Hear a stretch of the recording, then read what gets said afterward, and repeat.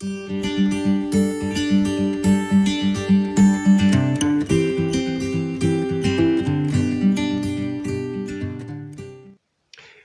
à chacun, chacune, bienvenue une nouvelle fois au Café à la fois du mercredi 8 juillet. Heureux de vous retrouver dans ces moments-là.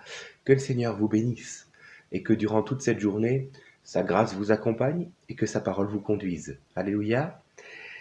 Voilà, nous allons continuer notre méditation sur l'évangile de Marc. Je vous invite à ouvrir vos Bibles au chapitre 5 à partir du verset 21.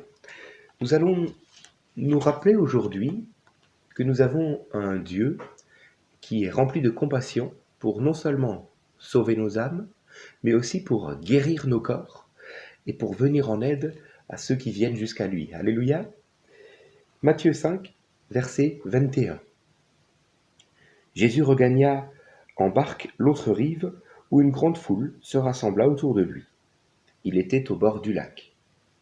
Alors vint un des chefs de la synagogue du nom de Jaïrus, dont je vous avais parlé les jours précédents. Lorsqu'il aperçut Jésus, il se jeta à ses pieds et le supplia avec insistance. « Ma petite fille est sur le point de mourir. Viens, pose les mains sur elle afin qu'elle soit sauvée, et elle vivra. » Jésus s'en alla avec lui. Une grande foule le suivait et le pressait de tous côtés. Or, il y avait une femme atteinte d'hémorragie depuis 12 ans. Elle avait beaucoup souffert entre les mains de nombreux médecins.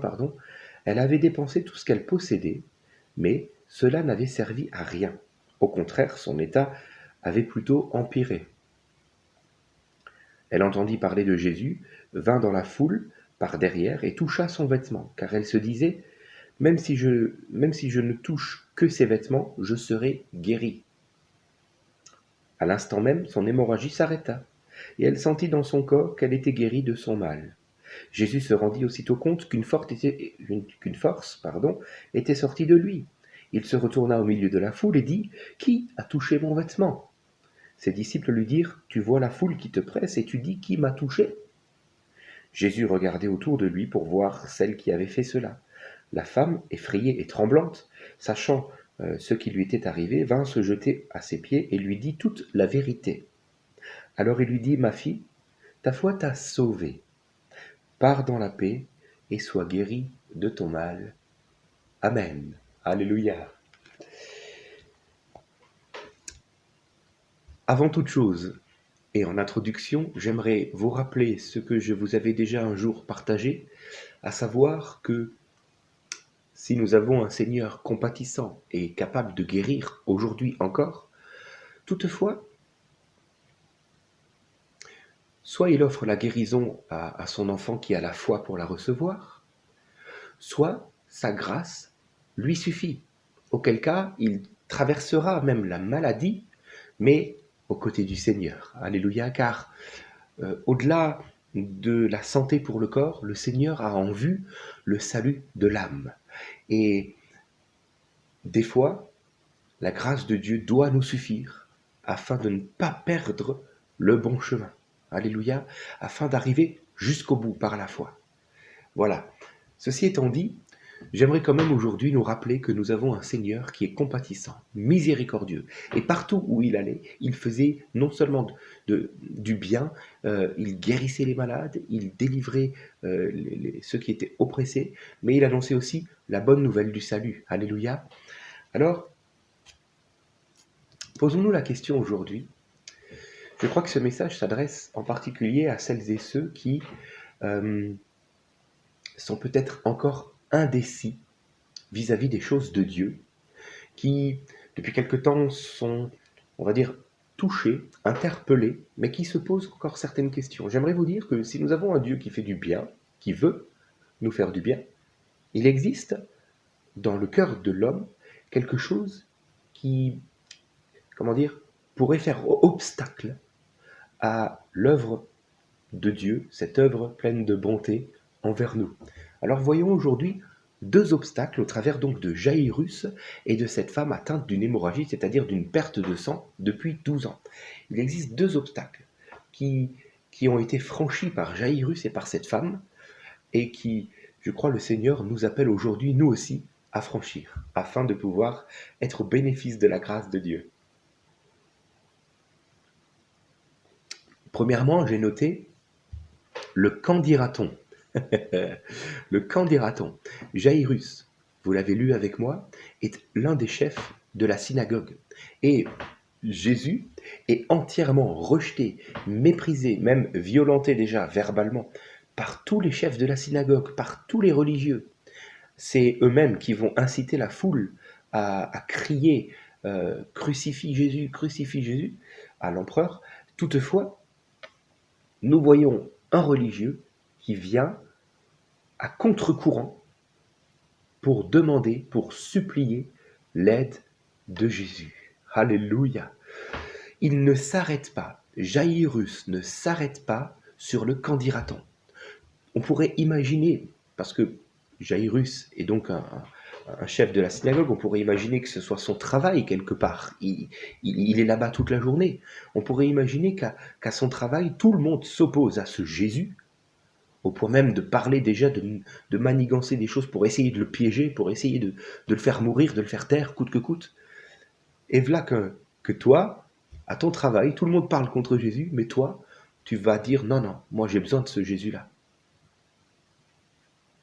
Jairus va défier le qu'en dira-t-on. Jairus va aller jusqu'au pied du maître. Il va se prosterner, il va demander son aide, il va demander son secours, non pas pour lui, mais pour sa fille. Alléluia. Il va donc franchir cet obstacle du qu'en dira-t-on. Il en est de même de cette femme atteinte d'une perte de sang depuis 12 ans. Cette femme, vous savez, en tant que juive, lorsque on est atteint d'une perte de sang, on est considéré comme impur. Et donc, nous ne devons en aucun cas être en contact avec les autres, sans quoi les autres deviennent à leur tour impurs et doivent s'isoler pendant toute la journée jusqu'au soir, ensuite se rendre auprès des prêtres pour tout un rituel, afin de tout à nouveau d'être pur. Bon. Donc, cette femme, depuis 12 ans, imaginez, nous l'avons vécu 2 mois, elle, depuis 12 ans, elle est confinée, isolée des autres, car considérée comme impure au regard de sa société, de ses concitoyens. Pourtant, elle va entendre que Jésus passe par là, et elle va affronter les regards de tous les siens, elle va affronter peut-être même le rejet. J'imagine des gens qui disent « Attention, il y a cette femme qui est là, poussez-vous, ne la touchez pas !» Elle va y aller, parce que Jésus passe par là.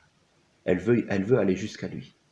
Elle va oser affronter le regard, affronter le rejet, affronter voir la moquerie, pour aller jusqu'à Jésus. Alors oui, le qu'en dira-t-on peut être un obstacle, mais voyez-vous, lorsque cet obstacle est levé, nous pouvons alors nous rendre jusqu'auprès du Seigneur. Oui, nos propres raisonnements peuvent être un obstacle. Amen. Deuxième obstacle, pour arriver jusqu'au Seigneur et pour recevoir toutes ses grâces, les solutions toutes humaines. Les solutions toutes humaines. Jairus, chef de la synagogue, j'imagine qu'avant d'aller jusqu'à Jésus, a dû recourir à toutes les traditions religieuses pour pouvoir espérer voir sa fille guérir. J'imagine Jairus offrir toutes les dîmes, même davantage de dîmes qu'il faudrait offrir à Dieu. J'imagine Jairus offrir tout ce qu'il pouvait au temple afin que Dieu puisse faire grâce à son enfant. J'imagine Jairus aller voir le souverain sacrificateur, donc le chef des chefs des religieux. J'imagine Jairus aller le voir pour supplier la prière. J'imagine Jairus offrir des sacrifices d'expiation des péchés, offrir à Dieu sur l'autel des offrandes volontaires, afin que sa fille soit guérie. Pourtant, il n'en est rien. J'aimerais te dire, mon ami, que la religion, en elle-même, aussi pure et pieuse peut-elle paraître à tes yeux, la religion ne peut pas nous sauver. Jairus le comprendra, c'est pourquoi il ira jusqu'à Jésus. Alléluia. De la même manière, nous l'avons lu, la femme atteinte de perte de sang depuis 12 ans aura vu de nombreux médecins. Elle aura tout dépensé. Tout son argent sera parti et cela n'aura servi à rien. Alors, attention, le Seigneur n'est pas contre la médecine.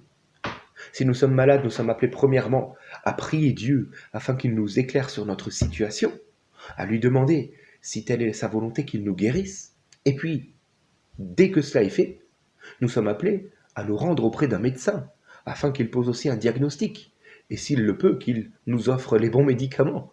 Oui, le Seigneur n'est pas contre un médecin, au contraire, il a appelé Luc parmi les 12, et Luc était médecin. Vous voyez, il n'a rien contre tout cela. Les premiers chrétiens sont ceux qui ont bâti les premiers hôpitaux. Alléluia. Vous voyez, le Seigneur n'est pas contre la médecine, pas du tout. Cependant, je note que nous pouvons, si nous ne veillons pas, courir après des solutions toutes humaines en négligeant la solution qui vient de Dieu. Alors finalement, tout cela pour nous dire quoi? Pour nous dire qu'il existe une foi qui touche Jésus. Non pas de façon littérale, mais qui touche son cœur, au point qu'il nous secourt.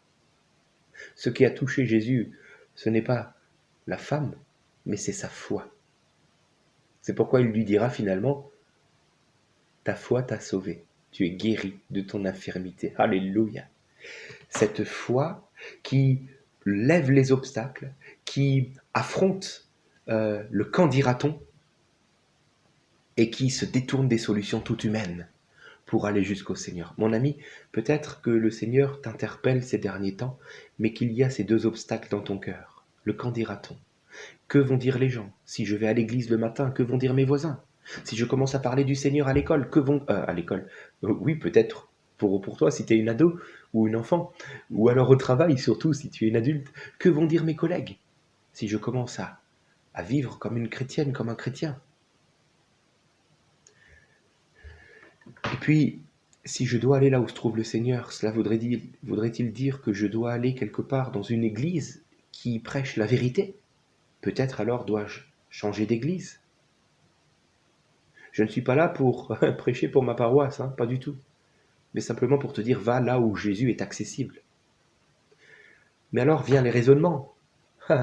Mais alors vient la sagesse toute humaine. Tout cela sont des obstacles, mon ami. Le Seigneur ne veut que ton bien. Lève donc ces obstacles et viens jusqu'à ton Dieu. Que ta foi touche le Seigneur, afin que tu sois béni. J'aimerais prier avec vous et demander au Seigneur sa grâce. Seigneur, merci pour ta parole. Je prie que, au-delà de ta parole qui nous éclaire, nous puissions aussi être de celles et de ceux comme Jaïrus et cette femme qui prennent des décisions pour toi, Jésus, jusqu'à affronter le qu'en dira-t-on, jusqu'à lever les obstacles des solutions toutes humaines, de la religiosité, du regard des autres. Seigneur, je prie que tu nous amènes jusqu'à toi. Attire-nous à toi par des cordages d'amour, Seigneur, comme tu le fais déjà depuis quelque temps. Continue, afin que nous soyons encore davantage bénis par toi, à tes pieds, Seigneur. Amen. Je vous souhaite une agréable journée. À demain, soyez bénis.